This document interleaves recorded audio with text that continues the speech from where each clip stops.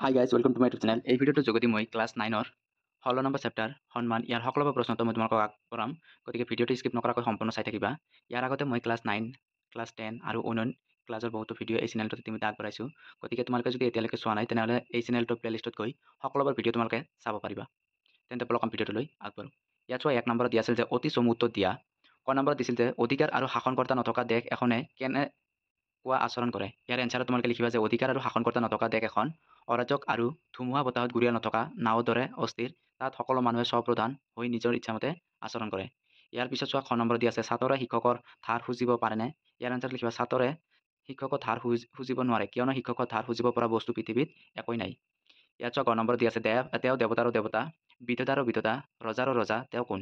ইয়াৰ এনচাৰত লিখিবা যে তেওঁ দেৱতাৰো দেৱতা, বিধাতাৰো বিধাতা, ৰজাৰো ৰজা, তেওঁ হৈছে ঈশ্বৰ।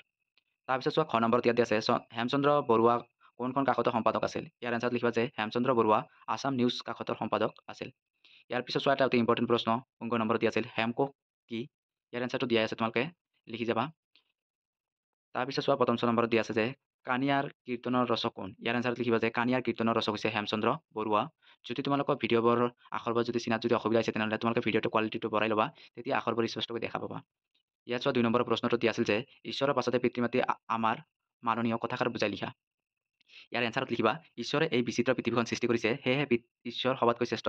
ঈশ্বৰৰ পাছতে দ্বিতীয় শ্ৰেষ্ঠ হৈছে পিতৃ মাতৃ। পিতৃ মাতৃয়ে আমাক জন্ম দিয়াৰ লগতে এই বিচিত্ৰ পৃথিৱীখন বা সংসাৰখন দেখিবলৈ পাইছ। পিতৃ মাতৃয়ে অশেষ দুখ কষ্ট কৰি আমাক কেঁচুৱা অৱস্থাৰ পৰা ডাঙৰ কৰে। আমি নাখালে তেওঁলোকৰ আহাৰত ৰুচি নহয়, আমি দুখ পালে বা নৰিয়াত পৰিলে তেওঁলোক শোকত বিহল হয়। আমি অলপ ডাঙৰ হোৱাৰ লগে লগে তেওঁলোকে আমাক জ্ঞান বিদ্যা শিকাই ভাল মানুহ কৰিবৰ বাবে পৰ্যমানে যত্ন কৰে। আমি ধনী মানি আৰু যশস্বী হ'লে তেওঁলোকৰ আনন্দৰ সীমা নাথাকে। আমাৰ দুৰ্ভাগ্যৰ কথা শুনিলে তেওঁলোকৰ মুখ মলিন হয় আৰু চকুপানীৰে পূৰ হয়।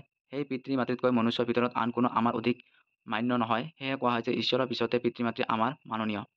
তাৰপিছত চোৱা ইয়াত 3 নম্বৰ প্ৰশ্নটো দি আছিল শিক্ষকৰ প্ৰতি ছাত্ৰই মান সৎকাৰ কিয় ৰাখিব লাগে? ইয়াৰ এনচাৰ লিখিবা যে শিক্ষক হৈছে ছাত্ৰ ছাত্ৰীসকলৰ গুৰু, জ্ঞান দিওঁতা। ছাত্ৰসকলে যেতিয়া একেবাৰে অজ্ঞ হৈ থাকে, অৰ্থাৎ নেদেখা নজনা অৱস্থাত থাকে, তেতিয়া শিক্ষকসকলে তেওঁলোকক কণা মানুহক চকু দান দিয়াৰ দৰে জ্ঞানৰ চকু মুকলি কৰি দিয়ে। শিক্ষকৰ সকলো যত্নতে ছাত্ৰসকলে নজনাটো জানিব পাৰে, নুবুজাটো বুজিব পাৰে আৰু জ্ঞানৰ সাগৰত বুৰ মাৰিবলৈ সাহস গোটাব পাৰে। শিক্ষকসকলে ছাত্ৰ ছাত্ৰীক জীৱন গঢ়াৰ পথ মুকলি কৰি দিয়ে, সেয়ে শিক্ষকৰ প্ৰতি ছাত্ৰই মান সৎকাৰ ৰাখিব লাগে। তাৰপিছত চোৱা 4 নম্বৰ প্ৰশ্নটো দি আছিল সন্মান পাঠৰ পৰা কি শিকিলা চমুকৈ লিখা। ইয়াৰ এনচাৰত লিখিবা যে হেমচন্দ্ৰ বৰুৱাদেৱৰ সন্মান পাঠটো এটা সমচিত আৰু গুৰুত্বপূৰ্ণ পাঠ।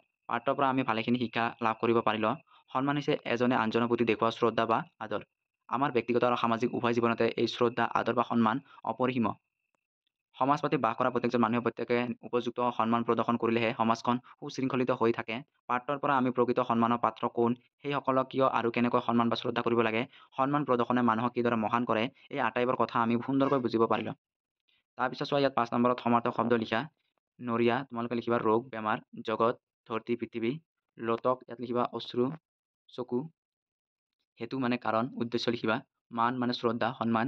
তাৰপিছত চোৱা ইয়াত 6 নম্বৰত দিয়া আছিল বিপৰীত শব্দ লিখা।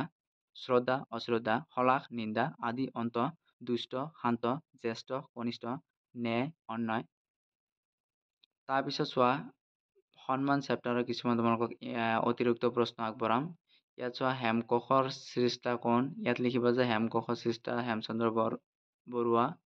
সন্মান পাত্ৰ ক'ৰ পৰা লোৱা হৈছে? ইয়াৰ এনচাৰত লিখিবা সন্মান পাত্ৰ হেমচন্দ্ৰ বৰুৱাদেৱৰ পাঠমালা পুথিৰ পৰা লোৱা হৈছে। এইখিনি আছিল সন্মান চেপ্টাৰটো সকলোবোৰ প্ৰশ্ন উত্তৰ। গতিকে যদি ভিডিঅ'টো ভাল লাগিছে তেন্তে প্লিজ মোৰ চেনেলটো ছাবস্ক্ৰাইব কৰি দিবা, ভিডিঅ'টো শ্বেয়াৰ কৰিবলৈ নাপাহৰিবা। Thank U.